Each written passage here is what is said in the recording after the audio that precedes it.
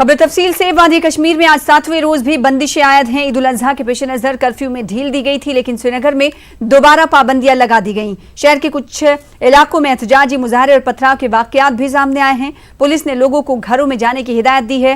तारीखी जामा मस्जिद के आसपास हिफाजती अमले को किसी भी किस्म के नाखुशगवार वाकये से निपटने के लिए तैनात कर दिया गया है। जामा मस्जिद के आसपास सड़कों पर गाड़ियां नजर आ रही हैं, ताहम लोगों की नकलो हमल काफी कम है। कुल मिलाकर अगर हम बात करेंगे, यहाँ ईद के सिलसिले में जो रौनकें होती थी वो आज नहीं है।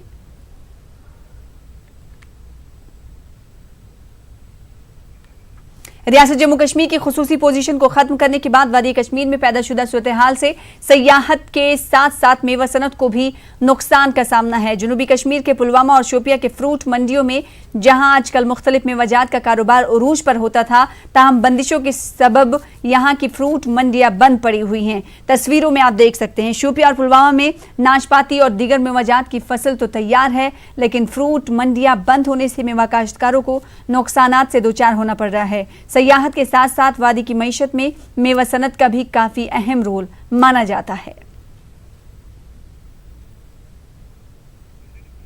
ईद उल अजहा के पेश नजर deputy commissioner Baramulla doctor GN इत्तू ने कई कारोबारी मराकज का जायजा लिया। इस दौरान इन्होंने मार्केट में कई लोगों को गिरा फरोशी की पादाश इंतबा दिया। ये लोग इजाफी कीमतों पर अशिया भेज रहे थे। इन्होंने कारोबारियों से तलकीन की है कि वो मुकर्ररा कीमतों पर अशिया भेजें। इन्होंने इस दौरान कारोबारियों को हुक्म दिया कि रेट लिस्ट डिस्प्ले भी करें। वजीर दाखिला अमित शाह ने दफा 370 के हटाए जाने पर कहा है कि इससे वादी में दहशतगर्दी का खात्मा होगा। अमित शाह ने कहा कि कानून साजी की हैसियत से मैं ये सोचता हूं कि दफा 370 को बहुत पहले खत्म कर देना चाहिए था। इन्होंने कहा कि वजीर दाखिला की हैसियत से मेरे दिमाग में इसको हटाने में कोई भी परेशानी नहीं थी और मुझे पूरा यकीन है कि वादी में अब दहशतगर्दी का खात्मा होगा और वादी कश्मीर तरक्की की राह पर चलेगी। अमित शाह ने चेन्नई में ये बयान दिया। अमित शाह ने चेन्नई में एक किताब की रस्म रोनमाई में भी शिरकत की।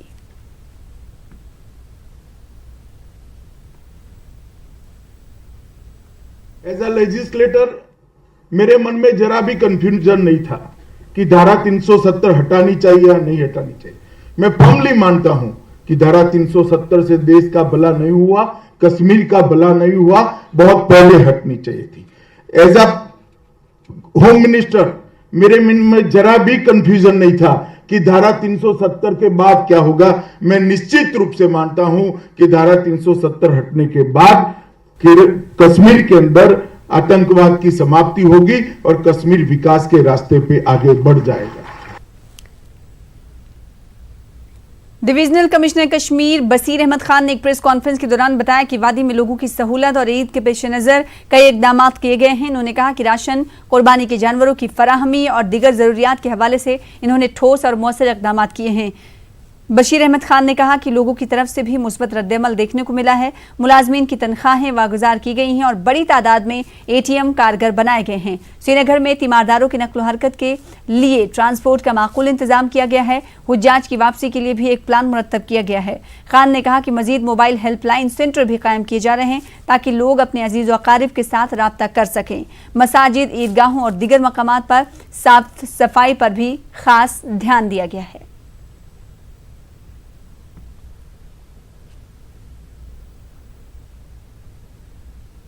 Certain commitments like that we will ensure that adequate stocks of food and essential commodities will be available all around in the valley, and that commitment we have fulfilled. I said that all the outlets जो हैं, जो ration outlets, those will be open, and today and yesterday also all the outlets in the entire valley, they were open and people were actually purchasing the ration from different locations. On wheels, all the essential commodities like LPG, vegetables, milk, wherever there were restrictions and wherever otherwise the people could not come out, we ensured that it actually reaches their doorstep and they are provided the same. There was a good response from all around, and the reports received from all the districts also indicate that these things were provided in all the nooks and corners of the valley. Many areas you must have seen that restrictions were lifted and people were allowed to move around and make purchases for the Eid which falls tomorrow. So there was an overwhelming response to that also, and especially in the uptown areas. आपने देखा होगा कि काफ़ी वहाँ भीड़ भाड़ थी, लोग खरीदारी कर रहे थे।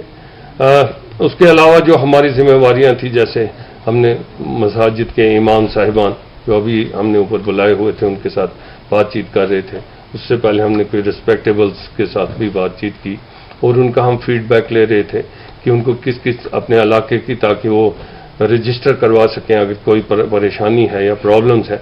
उन्होंने जो अपने कंसर्न्स अगर कुछ वेंटिलेट किए तो हमने उनको रजिस्टर किया और मैंने आईजी साहब ने दोनों ने मिलकर डीसी श्रीनगर और बाकी अफसरान जो यहाँ हैं मौके पे हमने हिदायत दी कि उन पर क्या कैसे उनका रिड्रेसल किया जाए और इमीडिएटली उसमें हमने एक टाइमलाइन बनाते हुए उनका रिड्रेसल करने की हमने हिदायत दी है कि 2 दिन से लगातार एक मैसिव ऑपरेशन गार्बेज क्लीनिंग का लगा हुआ है जगह जगह और काफ़ी हद तक जो है गार्बेज जो है उठाई जा चुकी है। 3 दिन हो गए, 3-4 दिन से आपने देखा हॉस्पिटल्स का जो है वो निज़ाम और फंक्शनिंग जो है वो रिस्टोर हो गई है।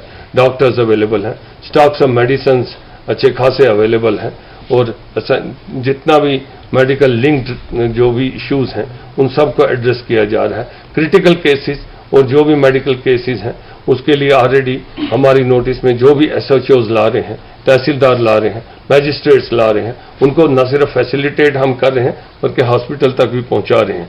ATMs और बैंक्स को इंटरेक्शन आपस में जो था उसको हमने पाया तकमील तक पहुंचाया है।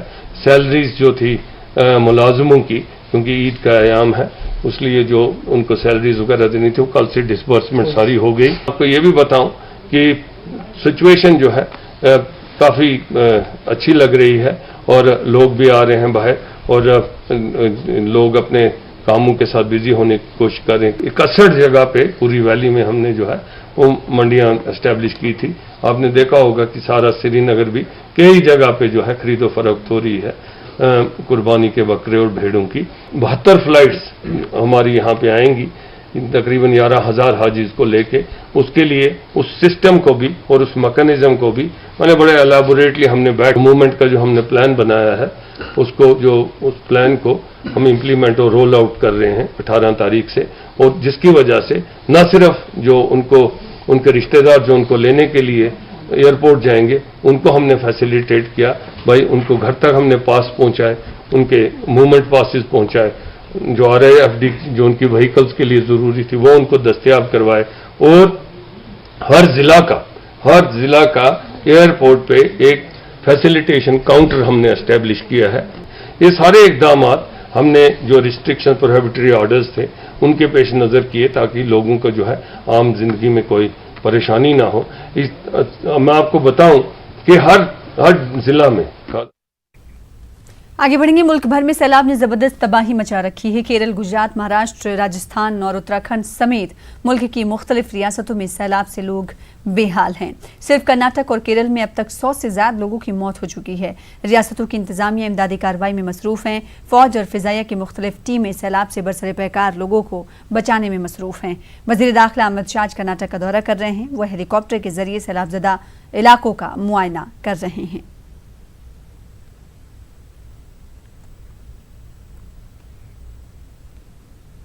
कर्नाटक प्रदेश कांग्रेस कमेटी के कारगुजार सदर ईश्वर खांड्रे ने कहा है कि शुमाली कर्नाटक में भयानक सैलाब की वजह से आम जिंदगी बुरी तरह मुतासिर हुई है। अवाम काफ़ी मुश्किलात का सामना कर रहे हैं, लेकिन अवाम को राहत पहुंचाने में रियासती हुकूमत यकसर नाकाम हो चुकी है।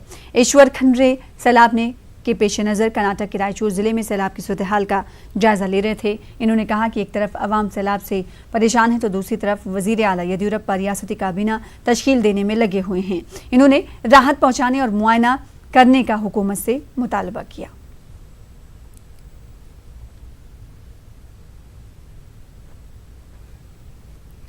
विजयवाड़ा के मुजफ्फराबाद इलाके के एक गौशाला में 100 से ज्यादा गायों की मौत के बाद इस मामले को लेकर कुछ लोगों ने सियासत शुरू कर दी है। दूसरी जानिब पोस्टमार्टम रिपोर्ट के मुताबिक महलूक गायों के पेट में सिर्फ हरी घास पाई गई है। बताया जा रहा है कि जहरीले असरात की वजह से गायों की मौत हुई है। इतलात के मुताबिक जुमे की शाम गौशाला मुंतजमीन ने घास जिला प्रकाशम के अदंकी से खरीदी थी। घास की काश्त में ज्यादा मकदार में कीड़े मार दवा इस्तेमाल किए जाने की इत्तलात हैं। याद रहे कि कल कृष्णा जिला कलेक्टर इम्तियाज अली की गौशाला आमद पर गौशाला के मुंतजमीन एक दूसरे से झगड़ रहे थे। मुंतजमीन गायों की मौत के लिए एक दूसरे को मौरद इल्जाम ठहरा रहे थे। उधर तेलंगाना की बीजेपी रुकन असेंबली राजा सिंह ने गायों की मौत को साजिश करार दिया है और ताड़ेपल्ली जाकर पूरी जांच करने का भी ऐलान किया है।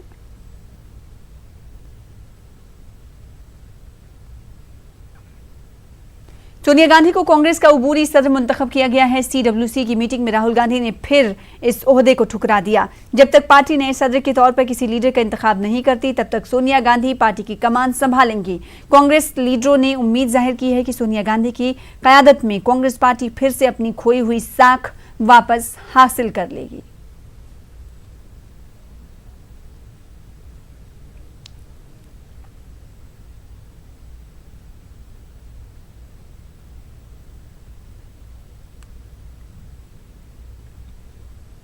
न्यूज़ 18 से बातचीत करते हुए भूपेश बघेल ने कहा कि सोनिया गांधी की क़यादत का तजुर्बा भी है, सोनिया गांधी को क़यादत का तजुर्बा भी है और पार्टी से सबको जोड़े रखने का हौसला भी।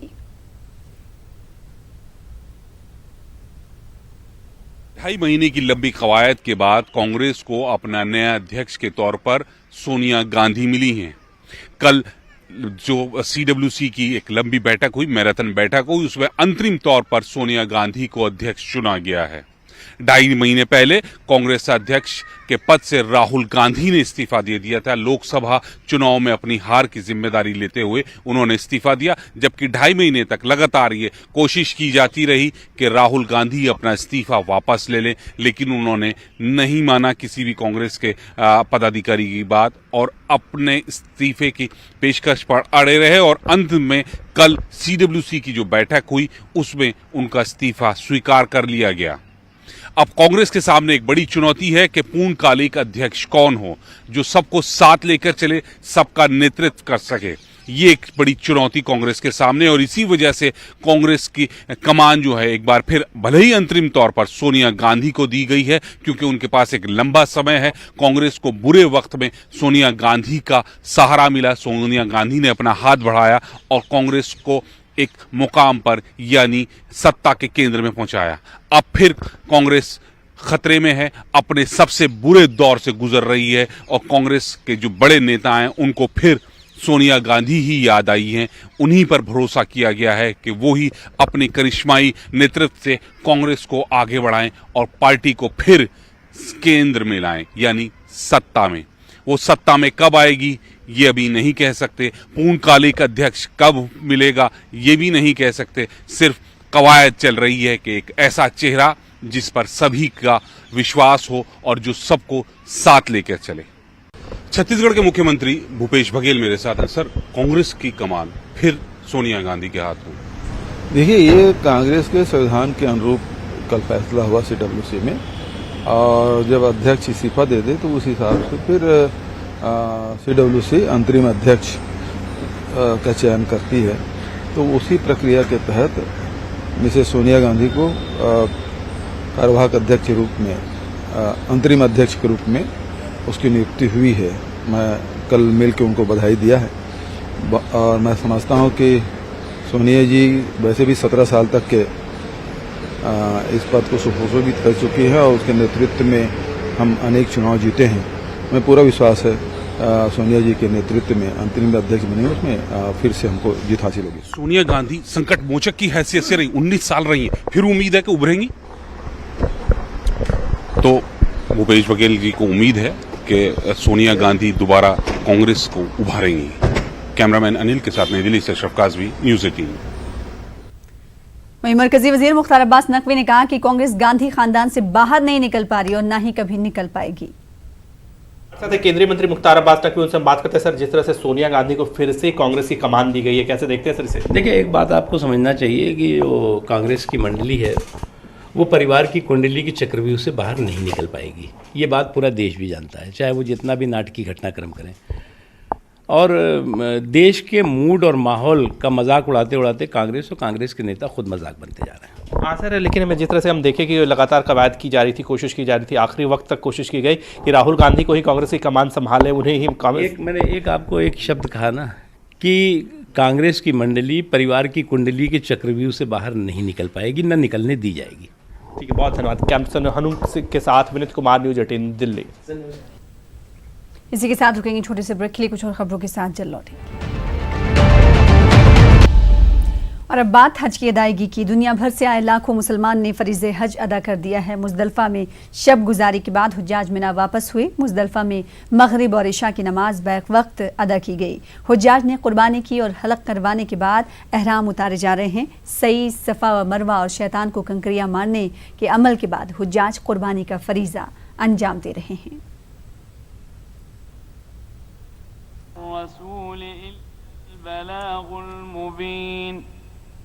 अवलम यरौ कैफ युब्दिउल्लाहुल खल्क़ सुम्मा युईदुहु इन्न ज़ालिका अलल्लाहि यसीर कुल सीरू फिल अर्दि फंज़ुरू कैफ बदअल खल्क़ सुम्मा अल्लाहु। अजमेर में बोहरा समाज के लोगों ने आज ईद उल अजहा की नमाज अदा की। स्टेशन रोड बोहरा मस्जिद में नमाज ईद उल अजहा अदा की गई। नमाज के बाद मुल्क में अमन सलामती और खुशहाली की दुआएं की गई। दुआ के बाद एक दूसरे को गले लगाकर ईद की मुबारकबाद दी गई। आज हिंदुस्तान के लिए हम दुआ करते हैं कि सलामती रहे, खुशहाली रहे, बरसात अच्छी आए और खुदवार पैदावार हो और हर घर के अंदर ईद हो, ये हमारी शुभकामना है। और हिंदुस्तान के तमाम लोगों को हमारे तरफ से दिली शुभकामनाएं। हमारे सैयदना तक की तरफ से भी सबको ईद की शुभकामनाएं देते हैं। राजस्थान के जयपुर में भारी भरकम बकरा तवज्जे का मरकज बना हुआ है। ईदगाह बकरा मंडी में 225 किलो का बकरा सुल्तान पहलवान सुर्खियों में है। 4.5 फीट लंबा सुल्तान लोगों को काफी पसंद आ रहा है। इसे देखने के लिए लोगों की भीड़ लगी हुई है।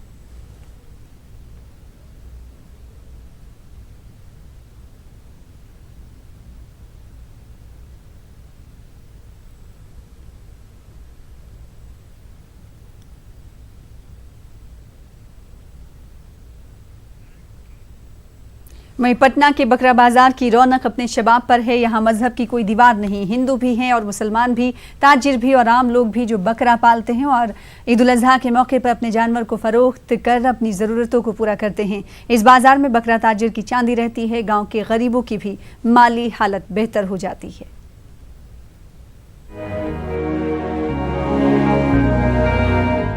पटना के बकरी बाजार की रौनक अपने शबाब पर है। यहाँ मजहब की कोई दीवार नहीं। हिंदू भी हैं और मुसलमान भी, ताजिर भी और आम लोग भी जो कि बकरा पालते हैं और बकरीद के मौके पर अपने जानवर को फरोख्त कर अपनी जरूरतों को पूरा करते हैं। इस बाजार में बकरी ताजिर की चांदी रहती है। गांव के गरीबों की भी माली हालत बेहतर हो जाती है।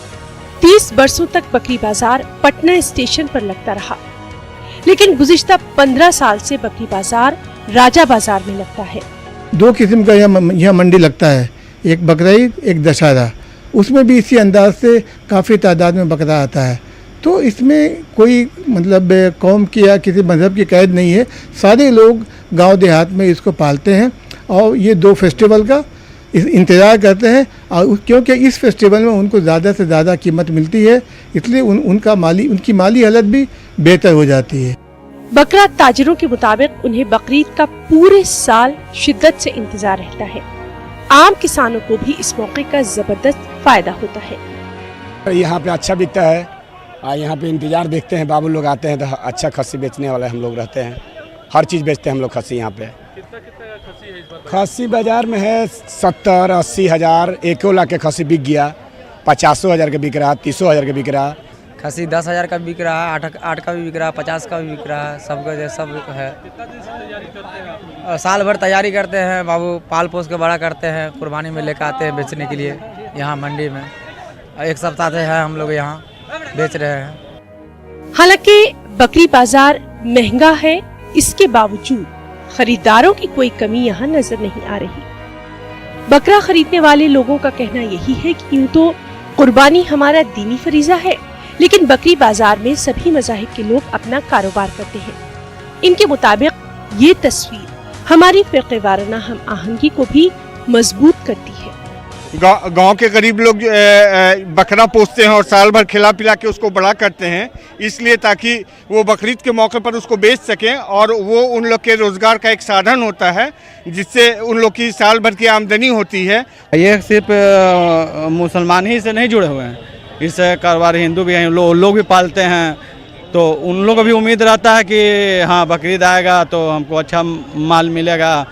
इसके बाद कटने के बाद चमड़ा इसका होता है, उससे भी व्यापार से इकोनॉमिक से भी जुड़ा हुआ है। ये कहना गैर मुनासिब ना होगा कि बकरी बाजार में मजहब का कोई दखल नहीं है। यहाँ सब कारोबारी हैं या फिर गांव से आए हुए किसान जो कि अपने बकरों के साथ अच्छी कीमत की उम्मीद में इस बाजार का हिस्सा बनते हैं। और खास बात यह है कि बकरा पालने वाले लोगों की उम्मीदें यहाँ पूरी हो रही हैं। न्यूज़ 18 उर्दू के लिए पटना से महफूज आलम की रिपोर्ट। वहीं कर्नाटक के शहर गुलबर्गा में कुर्बानी के जानवरों की महंगाई से आवाम परेशान है। वहीं जानवरों के कारोबार करने वालों का कहना है कि गुज़िश्ता साल बारिश न होने से जानवरों की अफजाइश नस्ल कम हुई है, जिससे महंगाई में इजाफा हुआ है। ईद उल अजहा के मौके से हर कोई जानवर की खरीदारी में मसरूफ नजर आ रहा है। यह नज़ारा गुलबर्गा के जानवर बाजार का है, जहां हर जानिब रेवड़ नजर आ रहा है। खरीदार सस्ती कीमत में अच्छा माल तलाश करता नजर आ रहा है, तो वहीं जानवर को फरोख्त करने वाला अच्छे दामों का मुंतजिर नजर आ रहा है। खरीदार को शिकायत है कि व्यापार करने वाले जरूरत से ज्यादा दाम बता रहे हैं। खरीद रहे नहीं, आ रहे पूछ रहे चले जा रहे। बकरे वाले कम करने को तैयार नहीं है, माल वापस लेके जा रहे होंगे शायद, लेकिन बेचने को तैयार नहीं है। गुज़िश्ता साल से और इस साल में अभी तक डबल रेट हो गया। अब के बाद लास्ट ईयर के हिसाब से थोड़ा महंगाई है, बकरे बहुत है मार्केट में। लास्ट ईयर के हिसाब से बकरे का रेट उसके ऊपर 3-4 हज़ार रुपये ज़्यादा ही है। मार्केट का रेट जितना होना है उतना नहीं, उससे ज़्यादा है। माल उतना कोई ख़ास नहीं है। रेट अभी वो देखो 12,000 बोल रहे हैं, 8,000 का माल है वो। वहीं फरोख्त करने वाले भी खरीदारों से शाकी नजर आ रहे हैं। उनके मुताबिक गुज़िश्ता बरस के मुकाबले इस बार मजमूई महंगाई में भी इजाफा हुआ है, जिसका असर बकरा मार्केट पर भी पड़ना फितरी बात है। उसमें क्या है, बकरा बहुत महंगा है, उसमें क्या लेने वाले खाली पूछ रहे चले जा रहे। उसमें रेट 20,000 बोल रहे, 15,000 बोल रहे, खाली रेट 5,000 6,000। उसके महीने के हिसाब से कैलकुलेशन करें तो रेट नहीं आ रहा। डेली महीने को पर मंथ 1,000 रुपये बोले तो 12,000 के 12,000 रुपये हो गए साल के। उसमें क्या है, वैल्यूएशन नहीं आ रहा, पब्लिक फालतू आ रही जा रही। बकरीद के मौके से जानवरों की खरीदो फरोख्त में इजाफा होना तो लाजमी है। ऐसे में मुनासिब दाम में जानवर मुहैया हों तो सबको फायदा होगा। न्यूज़ 18 उर्दू के लिए गुलबर्गा से जवाद मीर की रिपोर्ट। फिलहाल इसी के साथ इस बुलेटिन में इतना ही। दीजिए इजाजत। आदाब।